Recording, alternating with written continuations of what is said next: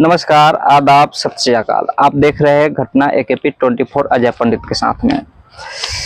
राजस्थान का एक जिला लगता है जो कि बसई माधोपुर के नाम से जाना जाता है। उसी का एक थाना लगता है, टाउन थाना के नाम से जानते हैं। उसी में एक गांव लगता है, गांव सुरवाल गांव होता है। उस गांव में एक दखा देवी का घर होता है, जो कि उस दखा देवी के घर में 4-5-10 लोग घुस जाते हैं लूटपाट करने के लिए। लूटपाट जैसे करने के लिए रेडी होते हैं तो उसमें लूटपाट हुड़दंग मचाना चालू कर देता है। करते करते ऐसे ही जब बाहर आ रहा होता है तो एक व्यक्ति का नज़र उसके बुढ़ी औरत के पैर पे पड़ता है, जो कि चांदी के मट्ठा पहनी हुई थी।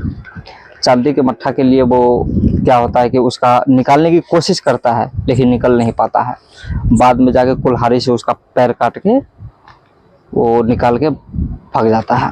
बहुत मोटा मोटा चांदी को पहनी हुई थी, इसलिए वो निकाल के भाग जाता है। जैसे ही उसका पैर काट दिया जाता है, दोनों पैर को काट दिया जाता है, औरत बेहोश हो जाती है। बेहोश होने के बाद में सुबह उठती है, बेहोश हो जाती है। तो बेहोश होने के बाद में सब उसको पकड़ के हॉस्पिटल ले जाता है।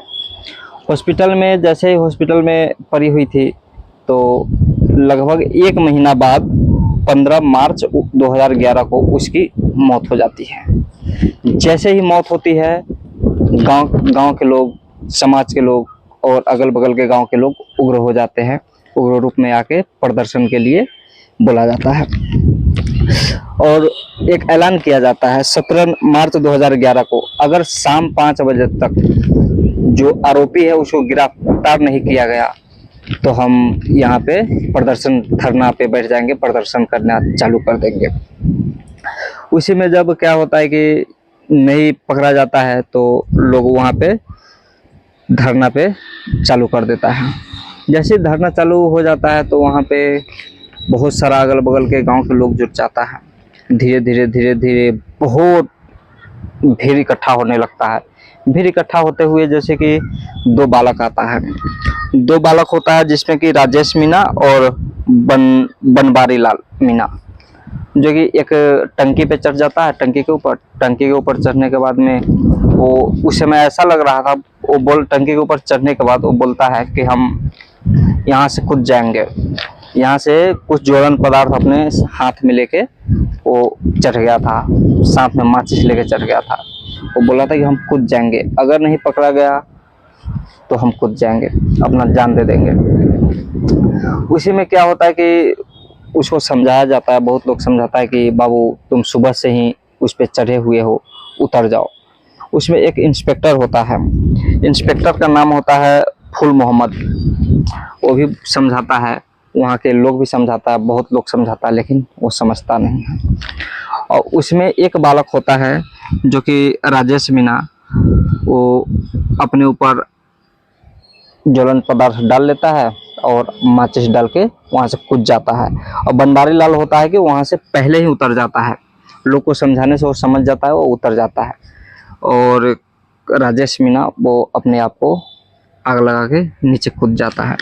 जैसे नीचे आग लगा के कूदता है, उसी तरह उसका कुछ देर बाद उसका घटना स्थल पे ही उसका मौत हो जाता है। जैसे ही मौत होता है, लोग में हंगामा फैल जाता है, हंगामा मच जाता है, चारों तरफ हल्ला होने लगता है, लोग इधर उधर दौड़ने लगता है और पुलिस को पकड़ पकड़ कर मारने लगता है। जैसे ही पुलिस को मार रहा था, उसी में जो फूल मोहम्मद जो करके इंस्पेक्टर था, तो उसको क्या होता है कि उसको भी पकड़ने की कोशिश करता है। तो फूल मोहम्मद भीड़ को साइड कर करके अपना गाड़ी में जाकर बैठ जाता है और पुलिस वालों को कहता है कि सब कोई यहाँ से भागो, नहीं तो मार दिया जाएगा। क्योंकि भीड़ बहुत उग्र रूप में आ गया था, वहाँ पे जो भी लोग था उग्र रूप में था।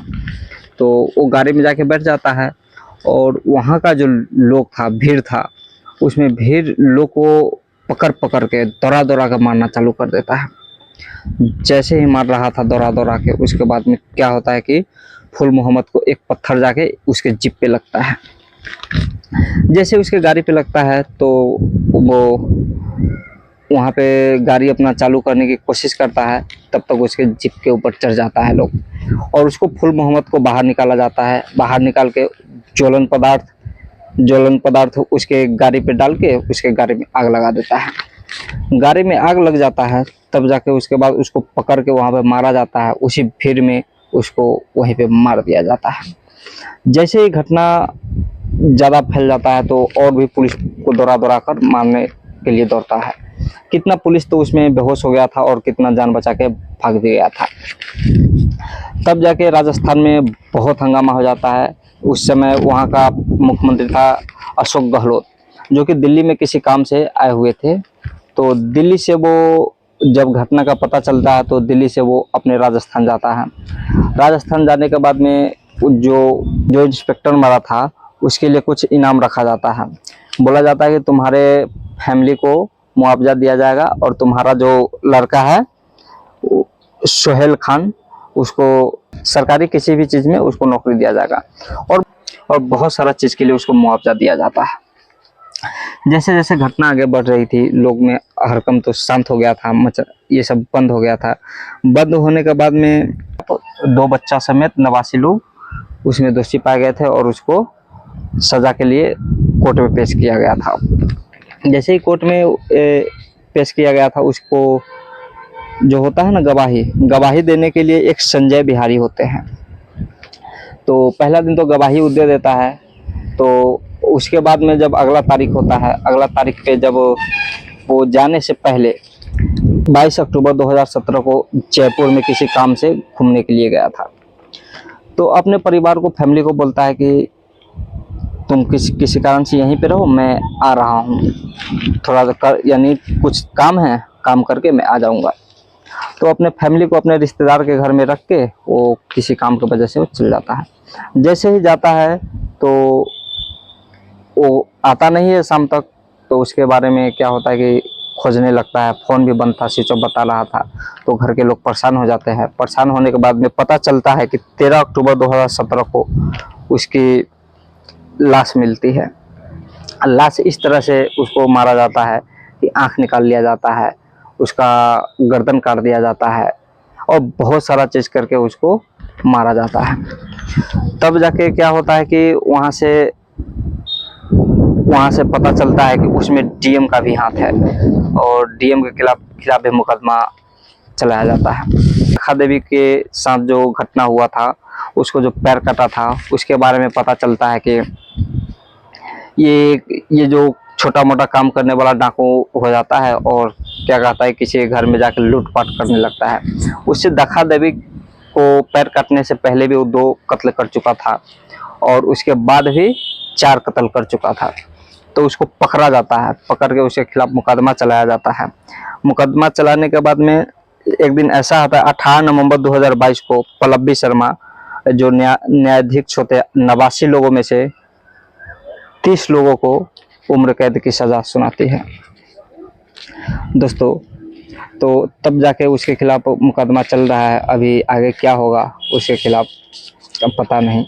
उग्र रूप अगर पुलिस सही से उस समय काम करती तो ऐसा नहीं होता। अगर पुलिस अच्छा से काम करे तो ये घटना होने से रुक सकता है, ये घटना नहीं हो सकता है। दोस्तों, यह घटना सुनाने का उद्देश्य मेरा किसी को गलत बनाना नहीं, किसी को परेशान करना नहीं है, किसी का दिल दुखाना नहीं है, बल्कि आपको सतर्क करना, आपको होशियार करना। जय हिंद, जय भारत।